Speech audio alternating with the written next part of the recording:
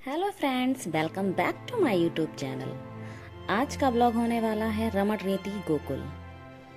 मैं आई थी वृंदावन, अब वृंदावन से जा रही हूँ रमण रेती। आप वृंदावन आए हैं तो वहाँ से आप ऑटो से आ सकते हैं, नहीं तो प्राइवेट बस आती हैं वहाँ से आ सकते हैं, नहीं तो जीप भी चलती हैं उससे आ सकते हैं। और अगर आप अपनी पर्सनल कार से आए हैं तो वैसे भी वहाँ जा ही सकते हैं। तो मैं आई थी अपनी कार से क्योंकि मेरे यहाँ से थोड़ा पास में ही है। तो अब हम चल रहे हैं गोकुल की तरफ, वहीं पास में ही रमण रेती पड़ता है। आप देख सकते हैं यहाँ पे गोकुल में पहुँच चुकी थी। गोकुल छोटी सी ही जगह है, बहुत बड़ी नहीं है। अब ये है सामने आपके रमण रेती की पार्किंग एरिया, जहाँ पे अगर आप अपनी बाइक या कार से आए हैं तो आप यहाँ पर उसको खड़ी कर सकते हैं, जिसकी टिकट 20 या 30 रुपए में आपको मिल जाती है। यहाँ पर बहुत सारी कार खड़ी हुई थी, यानी कि यहाँ पे बहुत सारे लोग पहले से ही आते हैं। तो मैं यहाँ फर्स्ट टाइम आई थी। अगर आप लोग आ चुके हैं तो प्लीज़ कमेंट करके ज़रूर बताइएगा। एंड अब हम चलते हैं आश्रम की ओर। आश्रम के पास में ही कुछ जानवर वगैरह हैं, जहाँ पे काफ़ी सारी बतख, हिरण वगैरह रखे गए हैं। अभी मैं आपको दिखा रही हूँ। आश्रम जाने से पहले कुछ इस तरह से यहाँ पर है। यहाँ पास में ही दाना मिलता है जो आप उनको डाल सकते हैं। उसके बाद चलते हैं सीधे आश्रम के अंदर। ये रहा इसका मेन गेट। आश्रम के अंदर ही जूते चप्पल उतारने की व्यवस्था की गई है। आश्रम में प्रवेश करते ही मैंने देखा कि काफ़ी सारी रेत को पहले से ही कवर कर दिया गया था। शायद बाहर की मिट्टी आती है, शायद इसीलिए। एंड बहुत सारे लोग पेड़ पौधों के पास ही जूते चप्पल उतार रहे थे।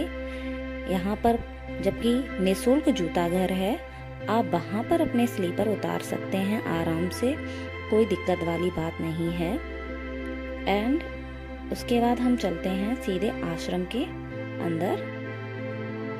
आश्रम में जाते हुए मैंने देखा कि यहाँ बहुत सारे पेड़ पौधे हैं, बहुत अच्छा लग रहा था। एंड यहाँ पे जेब कतरों से सावधान लिखा हुआ था, तो आप अपने पर्स, मोबाइल वगैरह सही से रखें तो ज़्यादा बेस्ट है। एंड चलते हैं अंदर की ओर। यहाँ पर मैंने देखा कि काफ़ी सारे ऋषि मुनि जो यहाँ पर रहते हैं, संत, उन लोगों की कुटियाँ बनी हुई थी, जो कि यहाँ पर हमेशा यहीं रहते हैं। यहाँ पर बहुत सारी कुटियाँ बनी हुई थी। एंड मैंने देखा यहाँ पर बहुत सारे लोग आते हैं एंड रेत में लौटते हैं, क्योंकि कहा जाता है कि यहाँ की रेत हमारे कपड़ों पे नहीं चिपकती है। यहाँ पर कान्हा जी आते थे एंड वो खेलते थे। ये रहा रमण बिहारी जी का मंदिर। यहाँ पर अंदर आश्रम के मंदिर भी बना हुआ है उनका। ये उनका कीड़ा स्तर बोला जाता है कि यहाँ पर वो आते थे अपने दोस्तों के संग और यहाँ खेलते थे। आश्रम सुबह 12 बजे तक खुलता है, उसके बाद ये बंद हो जाता है। उसके बाद ये शाम को 4-5 बजे की तरफ खुलता है। तो आप अपने टाइम से आइए। यहाँ पर काफ़ी सारे लोग आए हुए थे, मैंने देखा। एंड मैं थोड़ा गर्मी के मौसम में ही गई थी। आप थोड़ा मौसम ठीक हो तब आए तो ज़्यादा अच्छा रहेगा, क्योंकि थोड़ा गर्मी तो लगती ही है, चाहे पेड़ पौधे बहुत हैं, लेकिन हवा नहीं चल रही थी जिस वक्त मैं गई, तो इसलिए।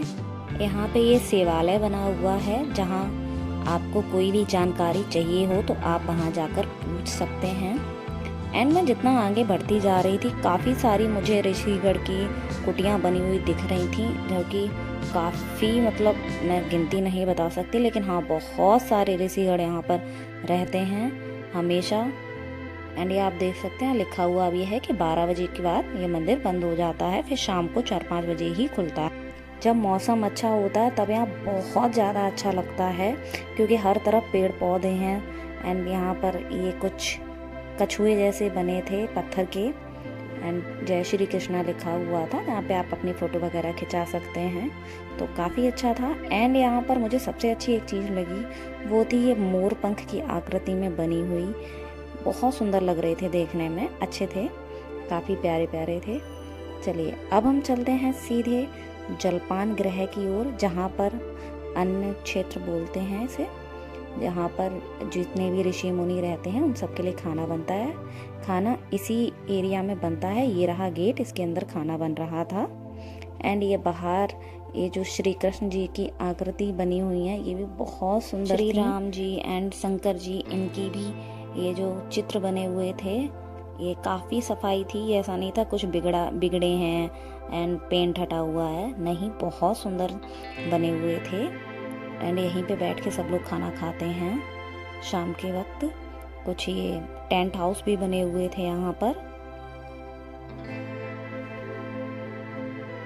बहुत से लोग यहाँ पर रेत में घर बनाते हैं जिससे उनका खुद का घर बन जाए, ऐसा कहा जाता है। आश्रम काफ़ी बड़े एरिया में फैला हुआ है, काफ़ी ज़्यादा बड़ा है। और आप देख सकते हो कि झोपड़ियाँ तो ख़त्म ही नहीं हो रही हैं, इतने ज़्यादा ऋषिगण यहाँ पर रहते हैं। मैंने शायद सोचा भी नहीं था कि इतनी ज़्यादा ऋषि मुनि यहाँ पर रहते होंगे। एंड पास में ही मैंने देखा यहाँ पर कुछ लोग झूला झूल रहे थे, यहाँ पर झूला भी लगा हुआ था। तो फिर मैंने सोचा क्यों ना मैं भी थोड़ा झूल लूँ। आप यहाँ आ सकते हैं, निःशुल्क झूला है, कोई रुपया नहीं है, जिसका भी मन हो वो झूल सकता है। अब चलते हैं सीधे सरोवर की तरफ। ये यहाँ पर गेट पे हाथी बने हुए थे एंड कुछ यहाँ पर बहुत सुंदर सुंदर, ये आप देख सकते हो इतनी सुंदर प्रतिमाएं ये बनी हुई थी। शायद कैमरे में इतना क्लियर नहीं आ रहा, बट रियलिटी यही है कि सामने से देखने में बहुत सुंदर थी। पेंट इनका बहुत बढ़िया, बहुत अच्छी बनी हुई थी। अब हम चल रहे हैं सीधे श्री रमण सरोवर की तरफ, जहाँ पर कृष्ण जी आते थे एंड यहाँ खेलते थे। उस सरोवर में स्नान करते थे कहा जाता है। तो लोग आते हैं, आज भी वहाँ पर नहाते हैं।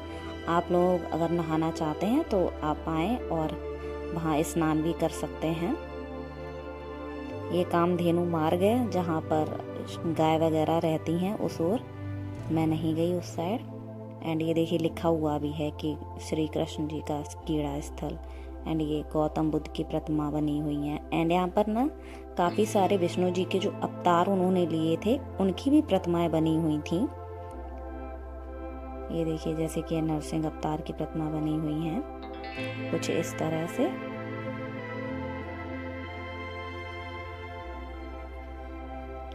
और यहाँ पर आने वाले जितने भी श्रद्धालु और लोग होते हैं उनके लिए कुछ ये नियम वगैरह कुछ मतलब थी कि बातें ध्यान में रखें, गंदगी वगैरह नहीं फैलाएं। आपको पढ़ना है तो वीडियो पॉज करके आराम से पढ़ सकते हैं। ये बड़ा सा घंटा लगा था तो शायद समय समय पे बजता होगा। एंड चलते चलते अब हम पहुंच चुके थे सीधे सरोवर की तरफ। सरोवर में काफ़ी लोग यहाँ पर पहले से ही थे जो कि स्नान कर रहे थे।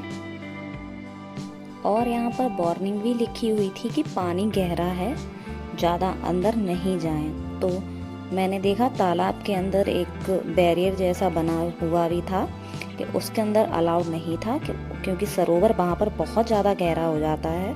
तो आप उसके बाहर ही रहिए, यहीं पे नहाए धोएं इस तरह से।